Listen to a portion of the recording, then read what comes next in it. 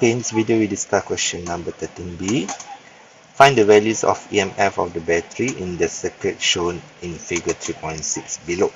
So I redraw the diagram, exactly the same with the questions, just that I want to have a bigger circuit here. The only difference that I label this one as epsilon 1 instead of epsilon. Okay, and then I label this one as epsilon 2. Okay. And this one also I label as I1. Okay, so they give you two loops and two EMF, so obviously you have to use half law. The first thing that you need to do is that you have to highlight loop 1 and loop 2. Okay, so normally I just use a different color there. So that will be my loop 1 and the other one is my loop 2.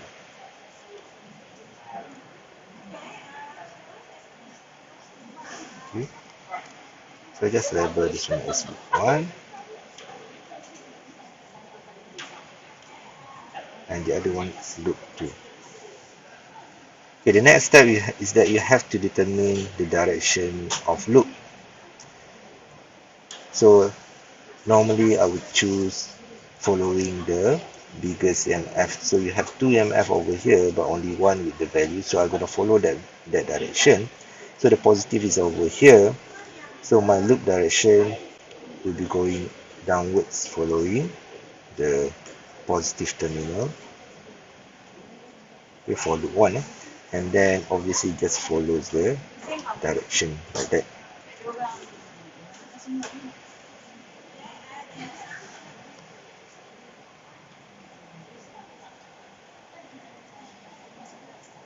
And then for the loop 2, I just follow the same direction in the middle here, so going downward as well.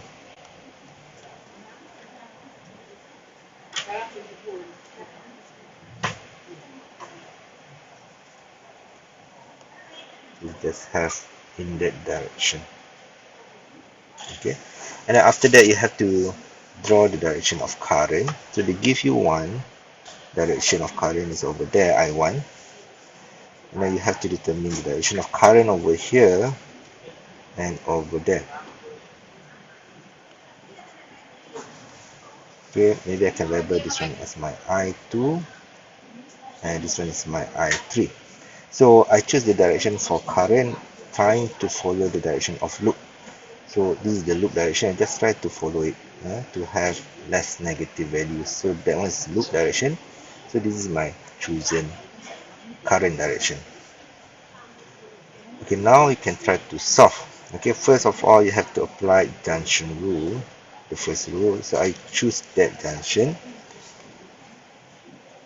Okay, I always try to write the rule first, which is summation of I in equals to summation of I out. My I in over here is I3 and the one that are going out is I1 plus I2. Okay, so this would be my first equation, but then I1 is given, so I just substitute those values straight away.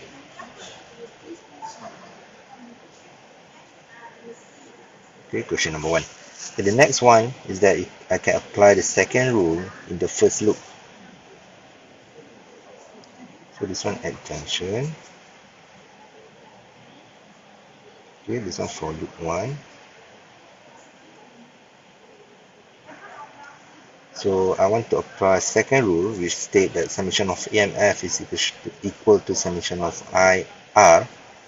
So for the first loop, okay, maybe you can start with the biggest EMF over there.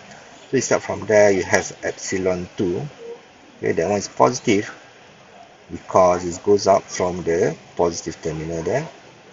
And the same occurs over here. The same thing happens over here where it goes out from the positive terminal as well. So you have a positive epsilon 2 plus positive epsilon 1. Okay, maybe I can try to copy everything so that I don't have to go back and forth. Yeah.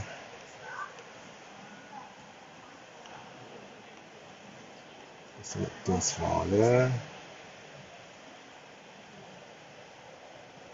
Okay, so now we want to discuss on the right hand side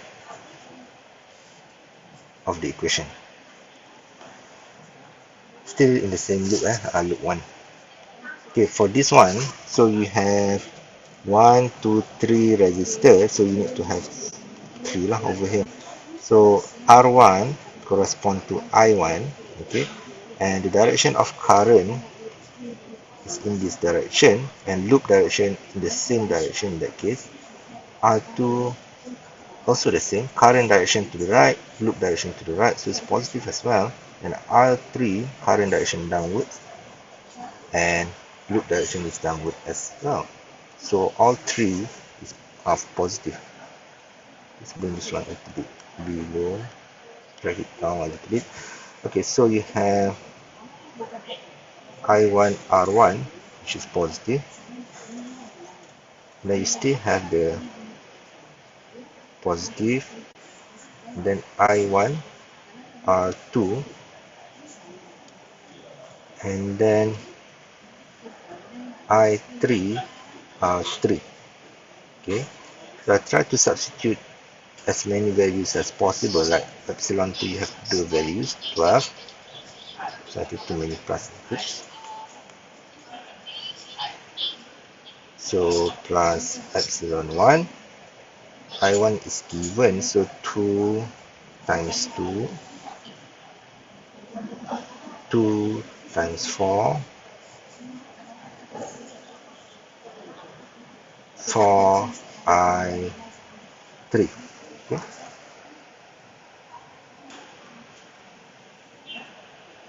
So on the left hand side you have 12, on the right hand side you have 4 plus 8, which is 12 as well, so that one cancel out.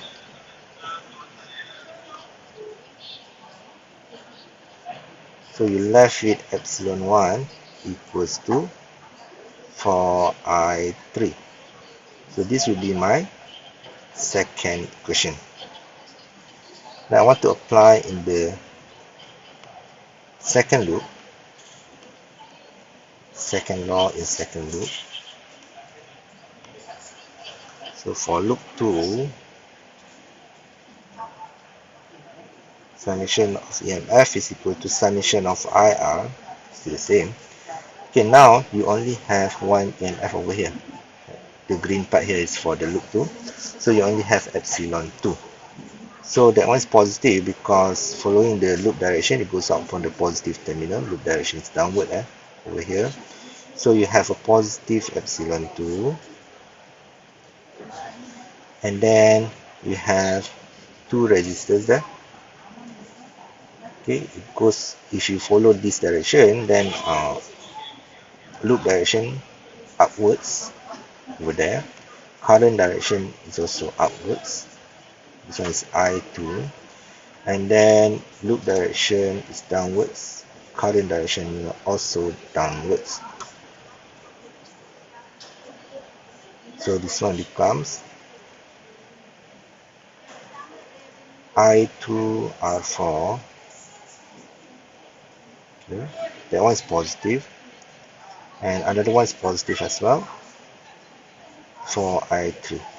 So I want to use R first, so it will be I3 R3.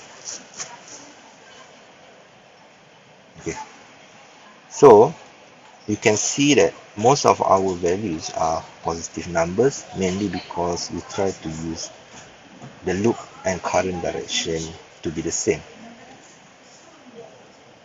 So substitute the values. You have 12 volts for epsilon 2. I2 you don't know, but you do know the R4, so it becomes 12 I2 plus 4 I3. This would be my third equation. So I try to put all the equations side by side. So equation 1,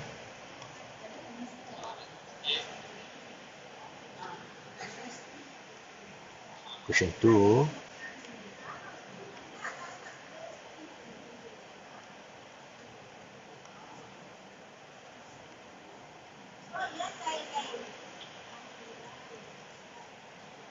Okay, so this one is to solve.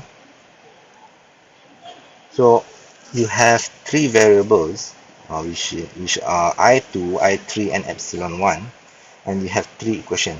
So for sure you can solve this one, and the fastest way would be using the calculator. So if you want to calculate using calculator, my advice is that you rearrange everything so that you can have something that is much clearer to substitute at the calculator lah. So you have I2, so I just put I2, I3, epsilon 1, and the other one is just the constant number. So I'm going to put in that column. So for the first equation, I have this equation. Basically what I'm going to do is that I'm going to bring 2 to the other side, and I'm going to bring I3 to the right hand side. So you have a positive 1 I2, and then negative 1 I3, because we bring that one to the right hand side. This one will be plus 0 epsilon 1 equal to negative 2. For the second equation, you have 1 epsilon 1, it's a positive number, and then you still have 4 I3. So I'm going to bring the 4 I3 to the left hand side. So you have negative 4 I3 equals to 0. And for the third equation, I'm going to leave everything as it is. So I have a positive 12. Just flip everything. And then I2 is positive 12. And then positive 4 I3. So 0 epsilon 1. So 0 I2. Okay. So the numbers that you need to substitute inside the calculator would be positive 1 there, negative 1, 0, negative 2. Okay, that one's for the first row. The second row, you substitute 0, negative 4, positive 1, 0. In the last row, you substitute positive 12, positive 4, positive 0, and 12. Okay, and the final result, like my calculator, they will give you x, y, and z. So that one represent I2, I3, and epsilon 1. So the question wanted to find epsilon 1, so you get all the values as well. So you have to choose equation and then choose, I can't remember your calculator, but mine is, okay, you have to double check. So 1, negative 1, 0, negative 2, 0, negative 4, 1, 0, 12, 4, 0, 12. So I got here is 1 over 4, 9 over 4, and 9. So 1 over 4 is basically 0.25 ampere. 9 over 4 is 2.25 ampere. And that 9 is 9 volts. So the answer is 9 volts. But the question want to find the epsilon.